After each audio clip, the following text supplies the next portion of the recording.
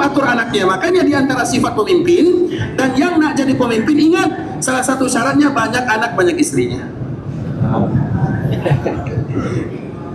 Karena kalau bisa mengatur 4 orang, berarti mengatur rakyat yang lain lebih aman. Betul atau salah? Terserah kita jawabannya. Tapi ikhwan Islam yang penting itu sifat dulu, kita berbicara tentang orang dulu. Jadi orang dulu ikhwan Islam, Abdul Muttalib itu bukan satu istrinya. Jadi anaknya banyak, istrinya juga banyak. Yang lelaki, ada yang menyebutkan 10. Baru setelah dia berdoa ini. Kemudian yang perempuan ada 16 anaknya. Makanya ikhwan Islam jangan sedikit-sedikit anak. Ingat itu baik-baik. Yang sedikit anak di masa tua, dia mati dalam keadaan tidak ada anak, bahaya. Di masa-masa tua yang kita tunggu adalah anak dan cucu, ya kan? Kalau anak kita satu, yang satu pergi ke ujung dunia, yang satu pergi ke ujung dunia. Siapa kawan kita? Kawan kita kucing. Makanya Nabi SAW menyebutkan, fa inni mukatsirum bikumul umam. Aku bangga mereka yang banyak anak dan keturunannya, karena aku akan bangga di hadapan Allah Subhanahu wa taala. Dan ingatlah ikhwatul Islam, Allah Subhanahu wa taala beritahu kepada kita di Al-Qur'an, di antara sifat orang-orang jahiliyah, mereka dulu membunuh anaknya, salah satunya adalah karena mereka takut miskin. Dan siapapun yang takut punya anak karena takut miskin, maka ada jiwa-jiwa jahiliyah dalam hatinya. Hilangkan itu baik-baik ikhwatul Islam, hilangkan baik-baik.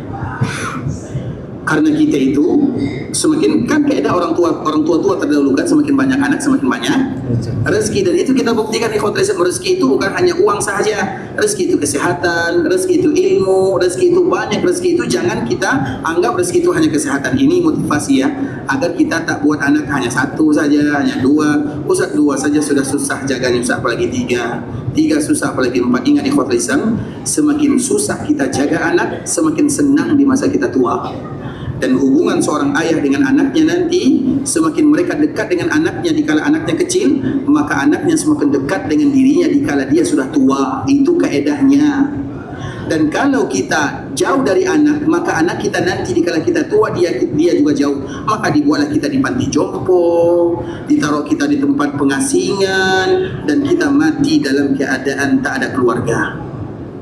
Makanya ikhwat Islam, banyak anak susah, iya. Susah kita sekarang supaya nanti kita mudah di masa tua. Karena dikala kita tua yang kita tunggu siapa?